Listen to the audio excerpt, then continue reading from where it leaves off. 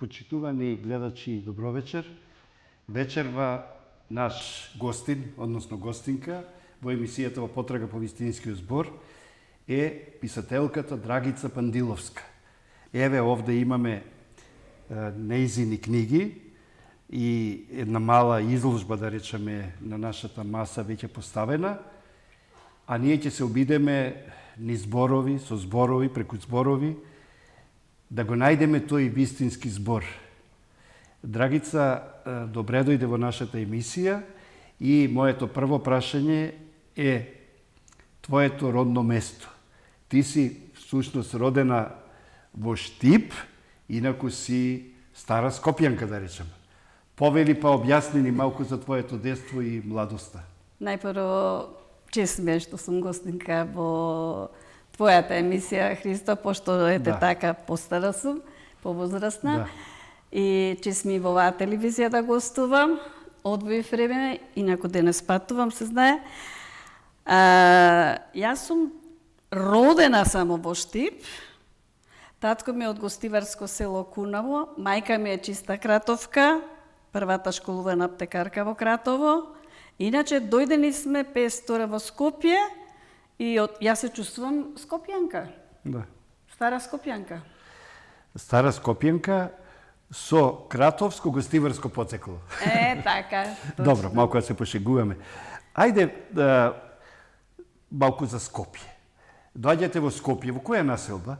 Каде го помина детството, младоста? Младоста ја поминавме принудно во автокоманда, во тие ниските згради, затоа што татко ми беше прво војно лице, па во полиција, и така им дава распоред кај ќе бидат сместени. И имавме среќа, врата до врата бевме во истата зграда, на приземје беа тие зградите, Прокопиеви, Александар и родна Прокопиева.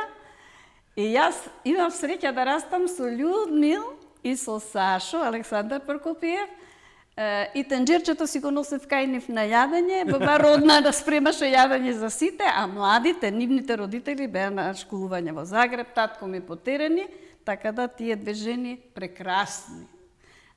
Мајка ми родна не изгледа, детството тука беше негде до кај 6-7 година. На гледачите да им кажам, родна е бабата на Александар Прокопиев. Така. Кое што Да, и на Људмил, Сашо професорот Људмил Спасов. Многу ја сака се уште, неговата баба, и пишува за нејзе. Во многу раскази, тај не само инспирација, туку и лик. Беа многу елоквентни, многу учени луѓе со дедо Александар, и после тоа кога се преселија, сидевме, си доаѓавме, остана и со професорот Александар Спасов и со Оливера и Александар, кај нив земав книги за читање, кога додевме на гости, ќе си земев.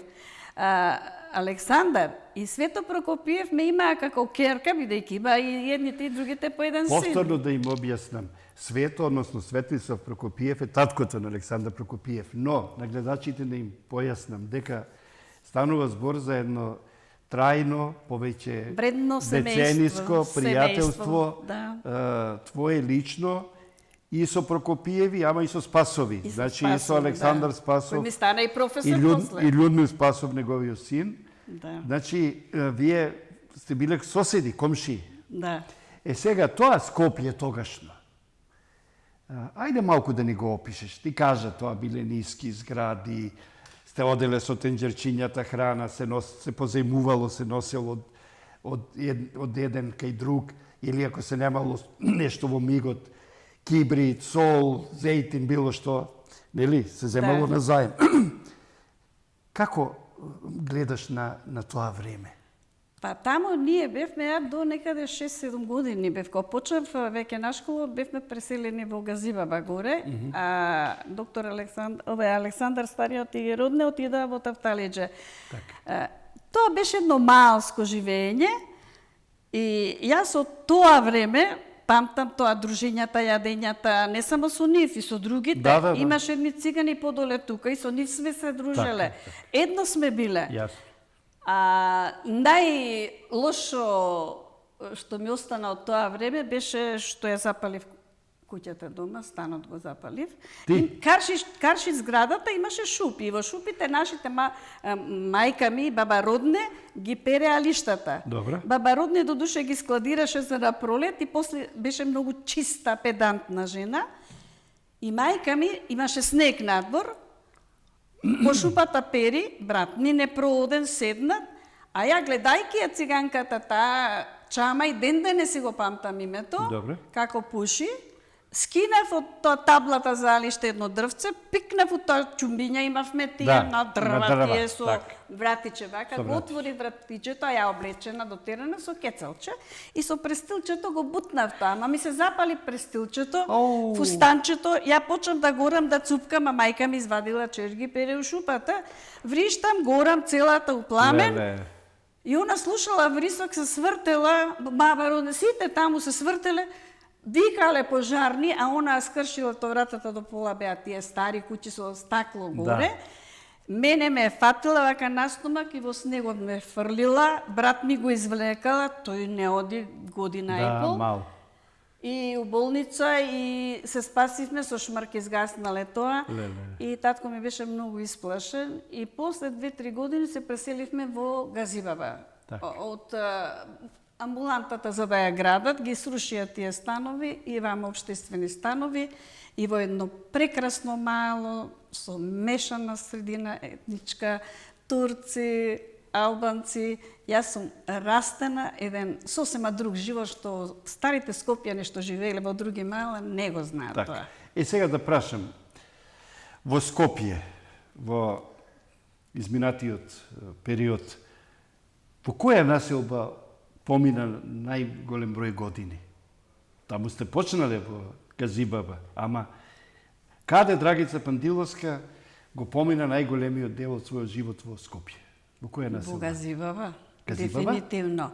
Таму бев и во основно училиште. Така, Бев запишана во Климент Охридски основното, Така. кое беше во зградата со гимназија Цветан Димов Аха. и од земјотресот се срушија. Да. Па не префрлија една година во автокоманда и од тука у Рајко Жензифов. Сега мене тоа време ми е многу драго до 8 оделение што бев таму, затоа што 7 оделение имаше распишан конкурс за литературна творба, а ја имав среќа да имам професорка Ирина Кочишка, морам да ја спомнам, ако е русинка, и однесе ми влеа љубов за пишаниот збор. Уште тогаш јас се интересирав за пишувањето. Понатаму, Извини, Драгица, тоа сакав да прашам. Кој влијаеше, значи во детството, во младоста, на тебе, врз тебе, најмногу? Дали семејството, дали во воспитанието и образованието, некој наставник, некој професор, како што сега веќе почна да говориш, кога ти почна прв пат да сонуваш, односно да посакуваш самата, не само да читаш, туку и да пишуваш, да бидеш поет, да бидеш писател? родителите, дефинитивно. Родителите. Затоа сега се буна многу кога ги обвинуваат образовните установи и тоа. Така. Не. Домашното воспитание за читање од татко ми Влијанието ми на носеше родителите. книги нон-стоп. Во 7 или 8 оделение Римјанка ми е донесе од Моравија. Браво, Алберто. Значи, Алберто Моравија. Точно. Јас уште од 7 оделение од тој почнав да зборувам за тоа. Од сите школи од Скопје конкурирале за 13 ноемвриска награда. Јас добив за расказ, што Браво. сум напишала, и од тогаш јас веќе влегов во ризницата на пишаниот збор. Имав среќа, во 8 оделение исто добра професорка Ана Тошева, а во гимназија да не зборам професорката Славка Манева и писателка. Манева. Вака- Она ми дахна љубов за ова. Значи Славка Манева. Убаво Да. што ја спомнуваме. Игравме карти, бевме пријателки после. Тоа, да. Ми беше професорка, после ми стана многу пријателка и се обожававме двете. Јас треба да кажам и сакам да кажам дека јас се познавав и со Прекрасно. Славка Манева, ама и со низиниот сопруг Ефтим Манев. Не Ефтин беше И ние бевме главен за Струшки вечери, Така, кога сме оделе на ние- Струшки ние вечери, бевме он беше на пријатели пресцентарот. со нив. Да. Значи, по завршувањето на основното и средното образование, не случајно ти се запишуваш на филолошкиот факултет. Да. али морам да те прекинам тука. Слободно.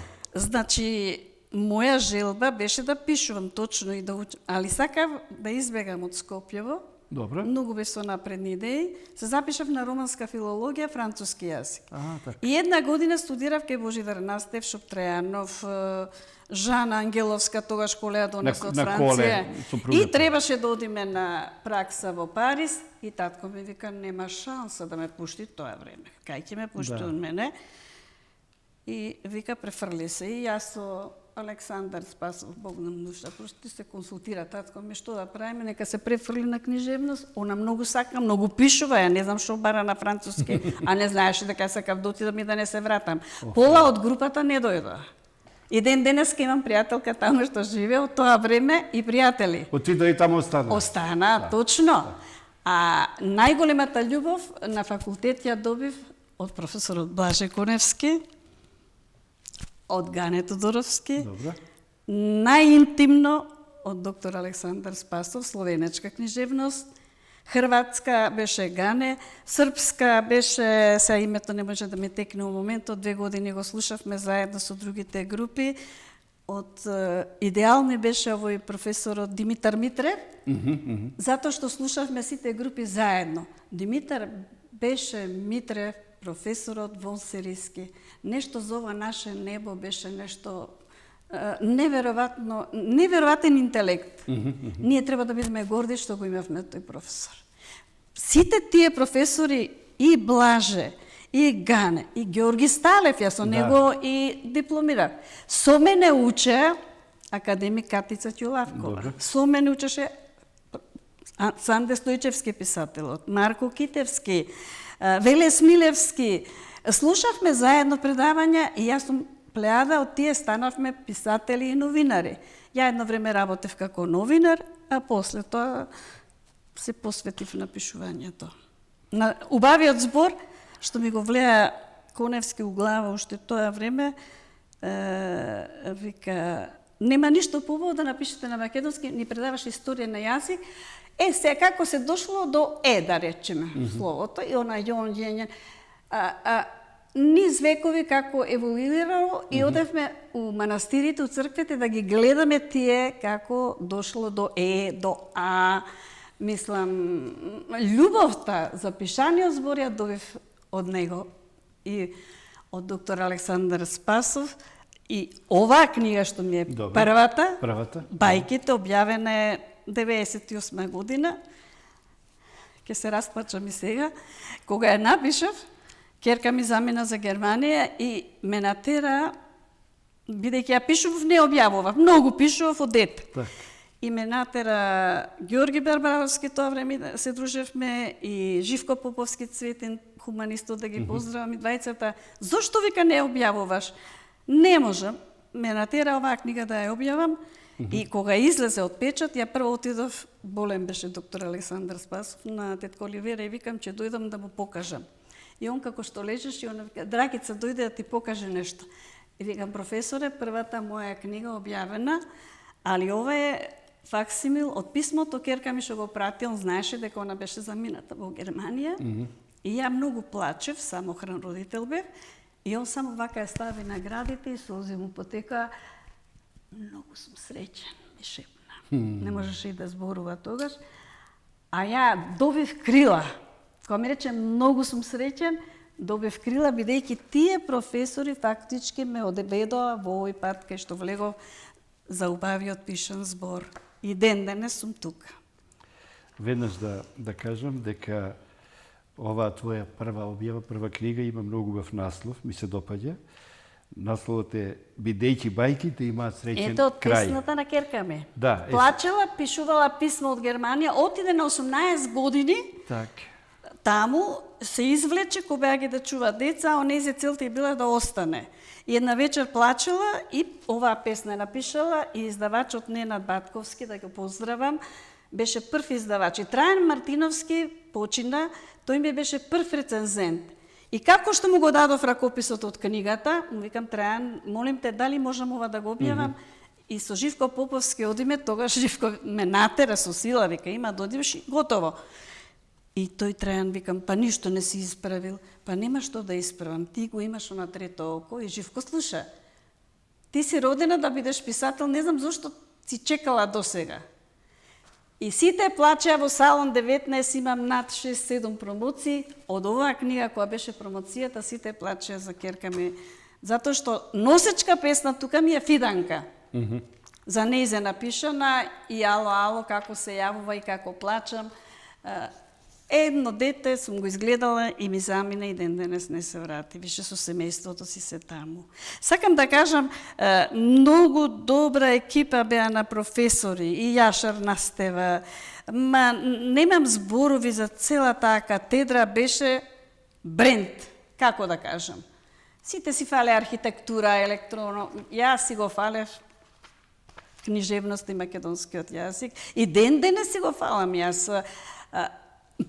После, ако дојде, ако има време, ќе кажам, што ми се случува на тие читања кога одам во странство и си читам на македонски. И во Украина, веќе што е војната сега, во Черниоц бевме делегација светски писатели од Јаши и не однесува во Украина на гостување на факултетот, така и професорка Лора Бостан. И ја читам песната на македонски и студентите вака, слуша, од ја многу баво и си ја интерпретирам песната и станува преведувачката да преведе они. Нет, ми све разбрали. Нет превод, ми све разбрали.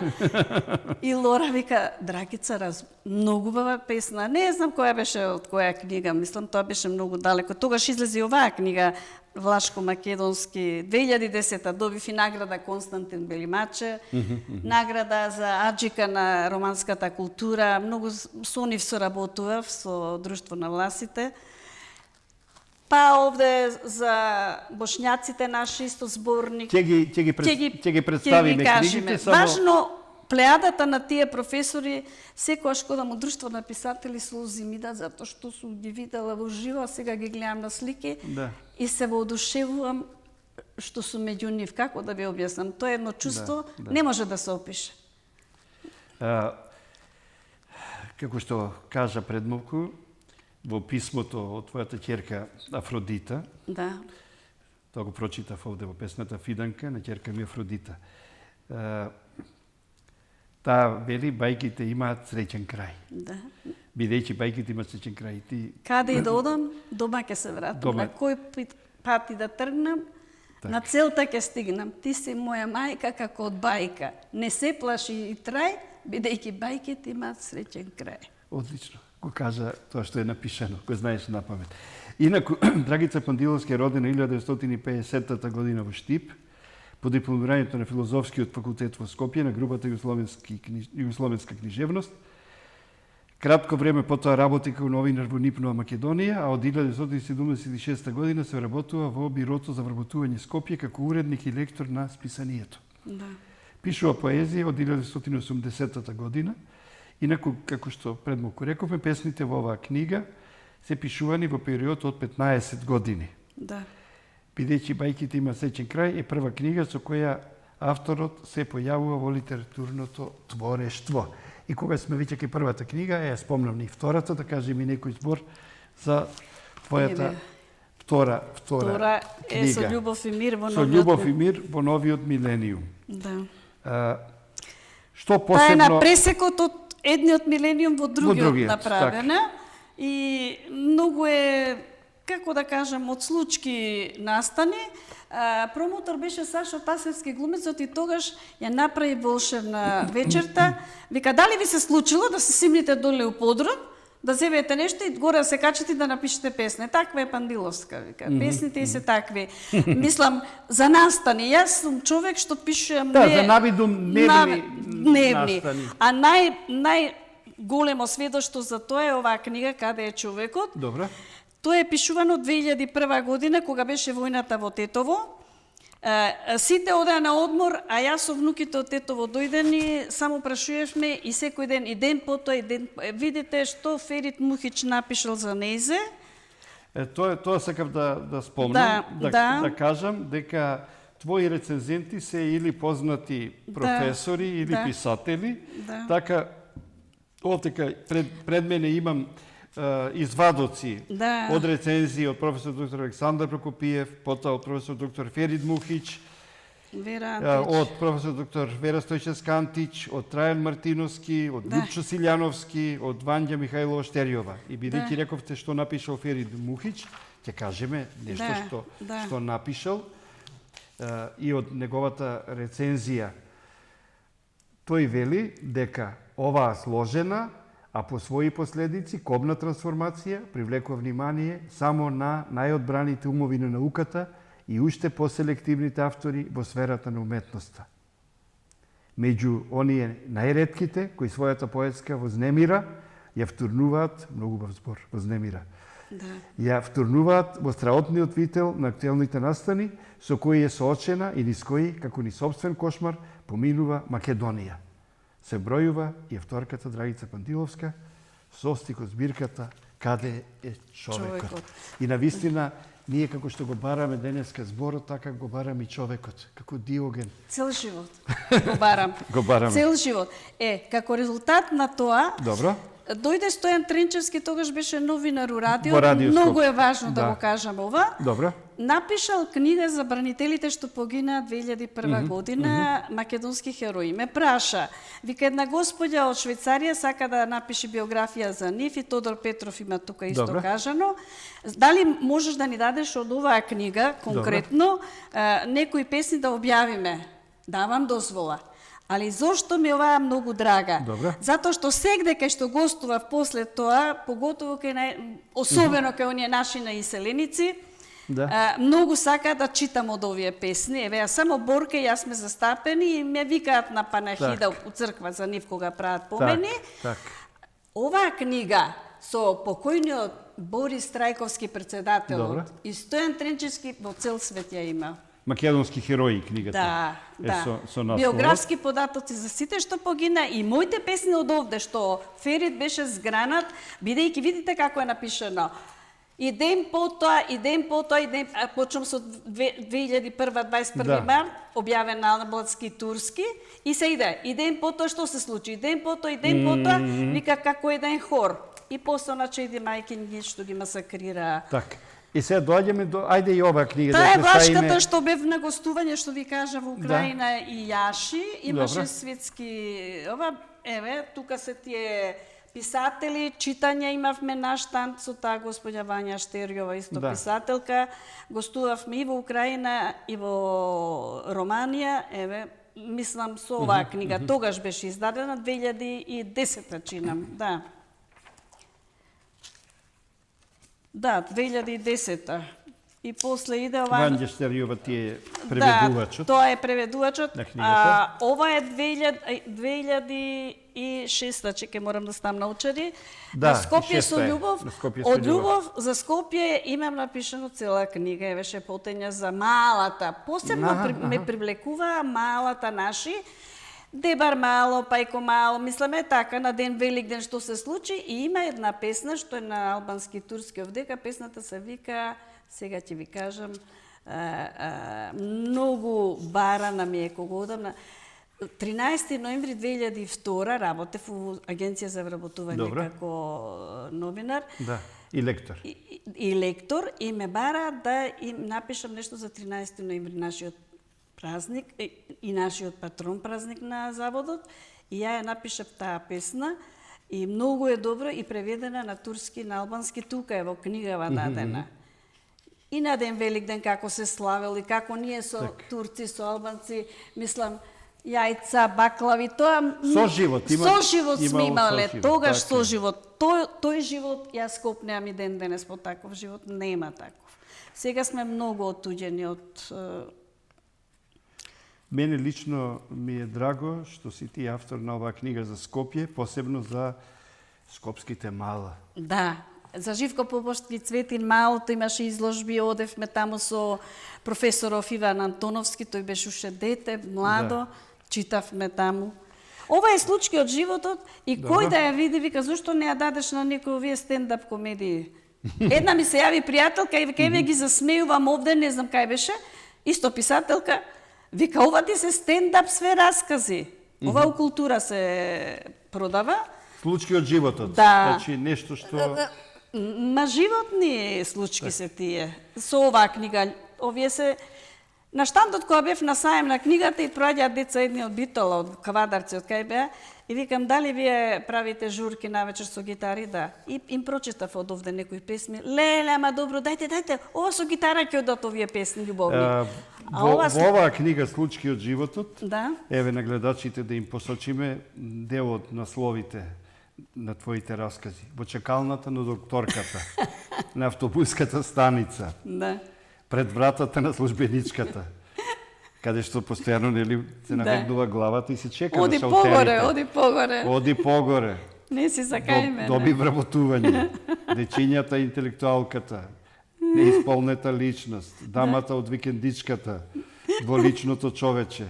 Има и тролични, не само Дволично било тоа некое. Јас ги опишувам вистинските настани, Да. не измислувам. Ќе се препозна многумина. Охо. Бизнисменка. Да. За И таа бизнисменката се препозна, ми се јавува. препозна.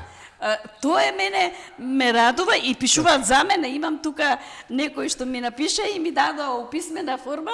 Од тука што се препознали, ќе ми напишат, вика. Јас си се препознав, па други исто. Задоцнета љубов, љубовен ручек, Да. Валцерот да. на Штраус. Ама тоа од нив што ми кажувале. Непристојни предлози и пикантерии. Симит Погачи од Чаир. Ова е интересно, а Владо Јаневски треба да го прочита. Да. Синоката мајка, гордата баба, средба на две срца, разделба по навика, Да. насил со врз безпомошни млади, утеха во ноќта и други. Ова беа случките. Да, јас бев во организација на жени на град Скопје, Добро. 25 години повеќе. Имаме шелтер центар за згрижување на овие од семејно насилство жртвите. Да. И они ми дадоа настани и ја напишав оваа книга. Ова ми е последна. Каде сум јас? Каде сум јас? Значи го живеев, мотото на книгата го дадов, нарочнова 2003 издадена. Мотото на книгата гласи 2023-та. 23-та, да, 23-та. Го живеев животот на мајка ми, татко ми. Го живеев животот на моето чедо. Го живеев животот на моите внуци. А каде сум јас, каде е мојот собствен живот и све настани од шелтер центарот, од тие за Интересна. многу е развиено меѓу младите тоа Интересна семејното проблематика. Да, многу тие што дојда вика ова се случува секој ден меѓу младите. Ќе се земат денеска, утре готово. Децата те кај едниот кај другиот. Една новинарка од телевизија која дојде да ме снима ова Елена вика ова е жално, сите го доживуваме тоа секој ден. Таа е многу убава, љубовна и Љубовна книга на крилјата на љубовта, издание на Култура од Скопје. Ова е тројазична на македонски, на англиски, на ова. Таа ми е се ова трето издание, али пишаа второ, зашто поради ципот нешто имало проблеми. И сакам да упатам на родителите да се обратиме, еве Христо, ти си на моја линија. Добро. Да им ја покажам оваа книга, ја покажав на неколку читања во школите. Јас со Горијан Петрески на времето многу одевме, детскиот писател, кога многу го почитувам. Внуката моја, кога ја чував на времето, она црташе. И кажуваше песнички, раскашчиња. Баба Дац, нати го пенкалото, пиши за ова. Пиши за ова, јас пишував и собирав. Од незините цртежи направив еве скенирано. Она е се моментално тука заедно ќе одиме за Германија, има 19 години. И која листа книгава се смее. Ова се неизини цртежи, неизини кажувања. Да. И кажувам, бабите и дедовците не се само да ги чува, да ги најадат, напијат, еве, да ги чува. Напишала песни, творби, врз основа на низините цртежи. Ама не, него она ги кажувала тие песни. Ја во предговорот кажувам, седи баба Дац, зајачето направило ова. Сега бевме покрај вадот, шетавме, знаеш баба Дац, за бумбарот, за пеперутката, ако ја искршам, ако ја земам од тегла, ако ја ставам, па таа ќе умре. Тоа се раскази све незини. Да, Мија и детските мечтања, мечтањата на Мија. Не се мои, не ги обработувам. Магичното стапче, орото на блачињата, пеперуга, магичната топка, со велосипедот, барбиката бел и слично. поминавме доста книги. Ајде да ова се продолжиме. антологии веќе Ова се така, веќе избори антологии каде што ти си застапена. Да, застапена. И дома имам, ова Овде се благодарници, чуда, признанија признанија, си ги добила за твојата... Да, мене ми е гордост со тие признанија, еве и на Раци нови средби сегде. Знаеш што, Ристо, јас многу сум горда што го изживеав така животот со ова, а паралелно со него и на новинарството го имав. Тогаш беше председател на новинарите на Сдруженијето Сталин Лозановски. И одевме на тие средби. Ние бевме новинари од Здружен труд, а овие беа од Седмата сила, али имавме новинарски легитимации и попусти, заедно државме со станоци и све. Животот го поминав повеќе во пишување. И уште пишувам, сега спремам нови книги за своја душа, само што нема спонзори за нас. Да. Многу ефтино се продаваат книгите, моите јас ги подарував на жениве, Сдруженијето, и они ги продаваа тие книги и од нив купува облека на децава кои што немаат родители, на тие хуманитарно акции. Први книги што ги дадов у книжара се овие двете случки од животот и на крила на љубовта. Други све се мои. Постои едно вечно прашање. Јас сакам токму тоа сега тебе да ти го поставам, Драгица. Што е пишувањето? Кога авторот ќе земе пенкало или моли во рацете или тастатура,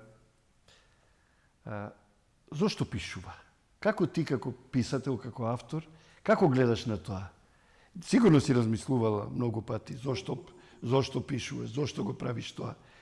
Дали е тоа потреба за разговор со себе си, со својот двојник?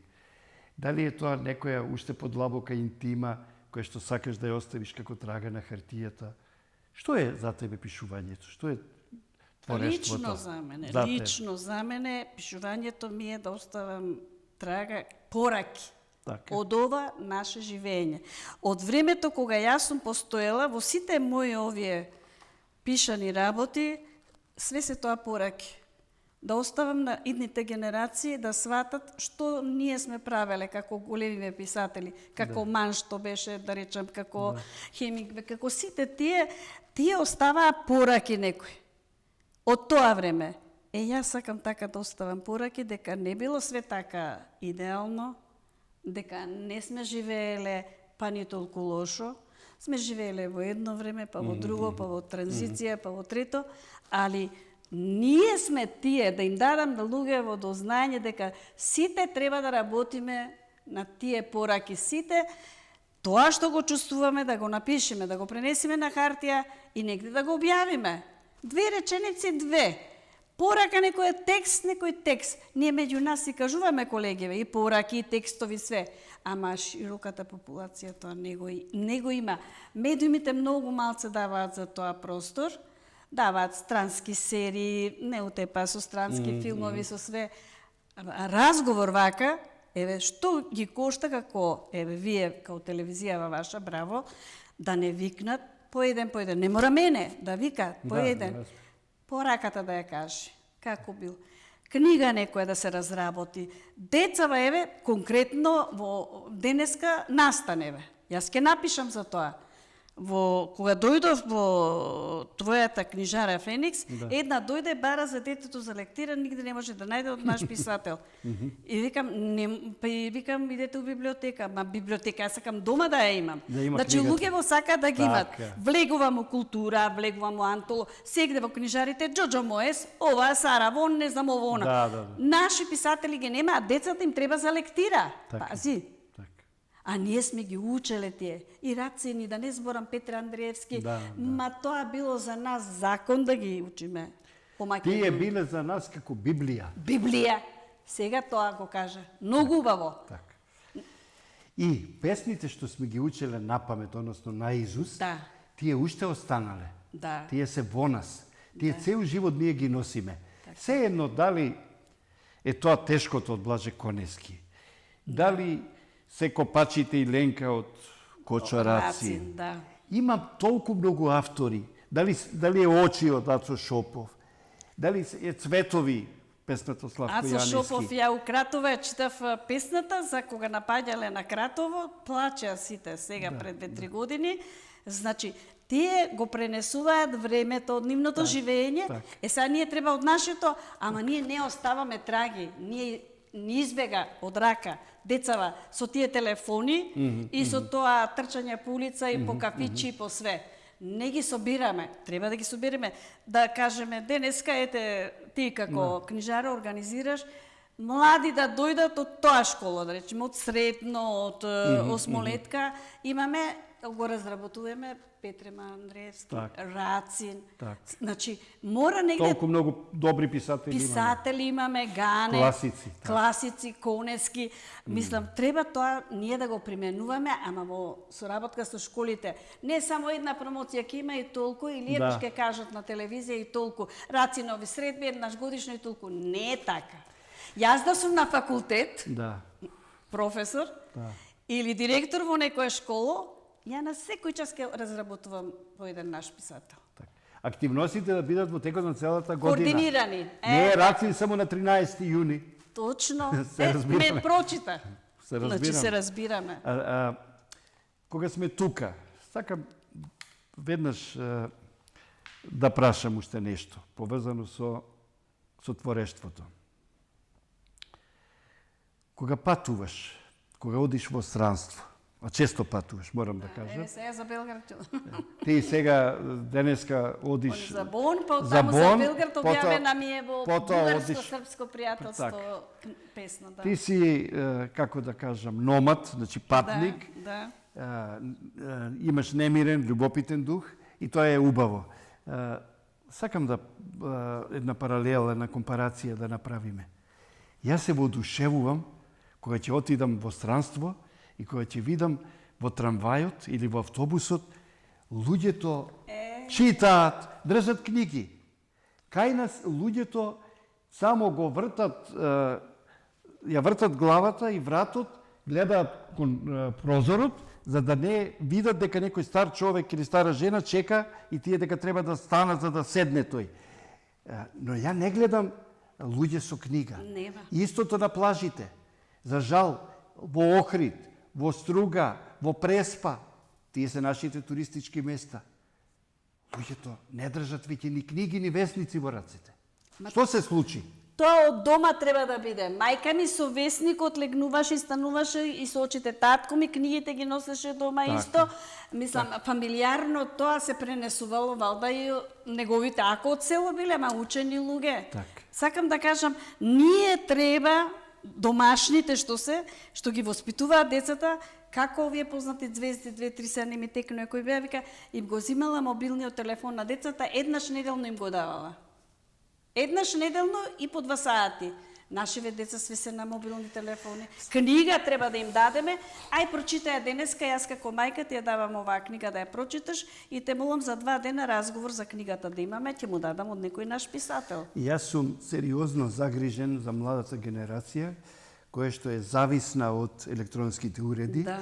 и гледаат само во мобилните телефони. Не дај Боже, ќе им требаат сеанси и третмани за да се одвикнат, ама не знам дали ќе успеат во тоа.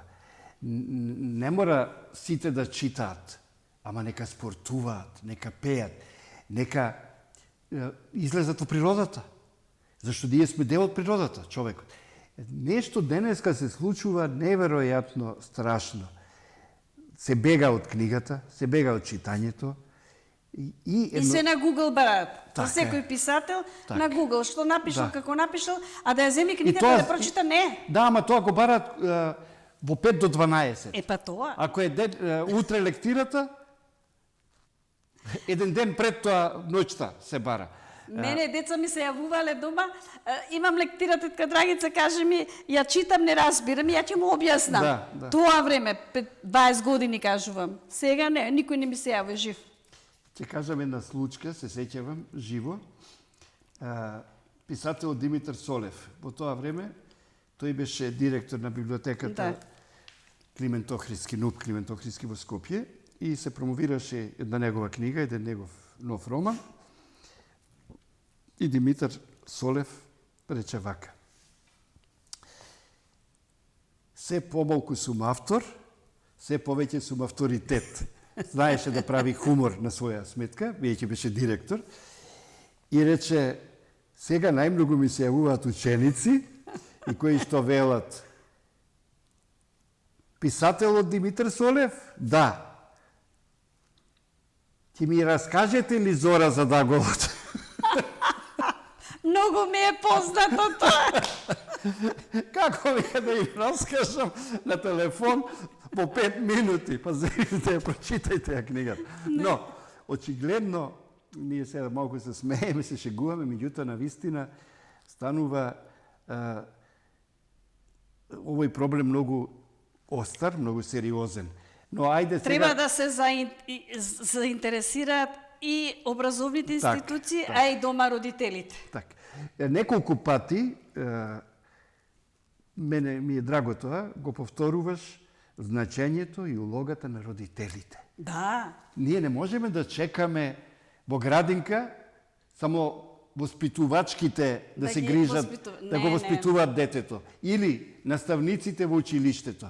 Каде се тука родителите? Не можеш ти, дај му го телефонот, детето нека пребарува, нека игра, а ти ќе работиш нешто друго или трето. Зошто? Затоа што оставаш трајни последици кај таа кревка и ранлива психа. Тоа многу убаво беше речено. Твојот родител ти донел книги. Ако не ти донел книги... Немаше да читам. Нон-стоп ми носеше. Ја една случка, само кратка ќе кажам и ќе бидам, беше доста зборувам. Ја памтам, пред 20 години бев у Швајцарија у фамилија. Детето им беше 2 годишно, 2,5 годишно. Се качивме по скалите догоре, го носеа у рака. Го симна и се да влеземе внатре, она пишти, не ќе да влезе. И ја викам, што е работава? И она се врати, го пуштија, отиде надвор, излезе, ќе го скинам ова, излезе и вака се носете, ги бриши ноџињата од чергичето. И мајки вели, ние воспитуваме, кој ќе дојде од надвор да си ги избриши нозете. Да. Тоа е пример за родителот што треба да прави со детето, да работи. Немаат тие време од бизнис тераат по цел ден, да седнат со детето навечер уморни, ќе дојат, ќе му дадат пари, ајде излази. Абе, седни, разговарај со тоа дете. Дали е 2 години, 3 години, 5 години, 10...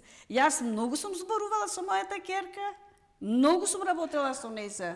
Децата се огледало на нивните родители. Точно. Да не речам сундјер, нивни копии. Тачно. Сега, бидејќи сме одиме кон самиот крај, на самиот крај од емисијата, моето прашање е што денеска, односно во поскоро време пишуваш, што очекуваш наскоро да биде објавено, бидејќи знам дека постојано си активна, дека постојано пишуваш, не мируваш, дека создаваш, па еве со тоа да завршиме на гледачите да им кажеме што ново подготвува Драгица Пандиловска, бидејќи и од претходното можеше да се заклучи, да се согледа, дека ти не се занимаваш само со една тема. Не. Туку постојано бараш нови предизвици, нови теми. Каде е човекот, понатаму овие судбини кај младите, понатаму ова вивисекција на секојдневието, случки од животот и слично. Што да очекуваме од Драгица Пандилова? Па најбрзо што може да биде, ќе биде преведена оваа тројазичната што е на англиски, романски там, е препеана сега на српски. Добре. И сакам на српски да објавам есенва, здравје Боже. А после не се следува тој роман што го варам веќе 10 години, што има и лични, и фикција, и го правам како сценарио за филм и роман. Так. Тој веќе тежок е при крај и сакам со него да објавам и мои песни, втората книга збирка поезија што е последната. Има ли роман од наслов или уште? Се готви. Тоа е една режисерка, морам да ја кажам вистината, ме замоли, отиде у Амстердам живеета, да напишам нешто као сценарио за филм и роман пред едно 10 на 15 години за неј си, за мајка и за мене и така. за керката. И ја тоа го почнав така, али после го проширив и го сменив и други наслови. Доби друг тек. Да, доби друг тек. Сакам со романот, да не биде само романот, да има и од моите нови песни, да има нешто, почнав и хаику. Хаику, одлично. Предизвик ми е. Одлично. Ти ме предизвика на точно. еден настан, нели ти кажав? Сашо знаеше дека, он не знаеше дека ја нешто подпишувам, ама сега му викам, Сашо, не ми е лоше дете ја да бутнам и некој хаику. Абе, ти вика све, вика сакаш. Па не мирувам, викам, таков тип сум. убаво. Али ако најдам, нормално спонзори за објавување, Така, иначе така. во тоа време сме. Драгица, благодарам за тоа што најде време пред патување во странство да бидеш гостин во ова наша емисија и јас подолго време планирав да снимам емисија со тебе, бидејќи ти навистина имаш и творештво, имаш и идеи и теми и сакам, еве на крајот, и со рака да ти честитам, да ти посакам и среќен пат и да продолжиш да објавуваш, да создаваш, бидејќи литературата е една неизорана нива. Од каде да почнете, никогаш нема да завршите. Точно, многу ти благодарам што имајќи почет кон тебе, и мислам дојдов, иначе нема време. Јас стално сум по патишта, али дојдов најповеќе, бидејќи е таква емисијата, пораката да ја пренесуваш со другите што ќе ти гостуваат, родителите да ги воспитуваат децата. Нека не чекаат ни од градинка, ни од школа, убаво кажа. Сам порака е една, родители, земете ги децата во своји раци и почнете да работите со нив. Така. Благодарам уште еднаш. И јас благодарам, Драгица. Мислим,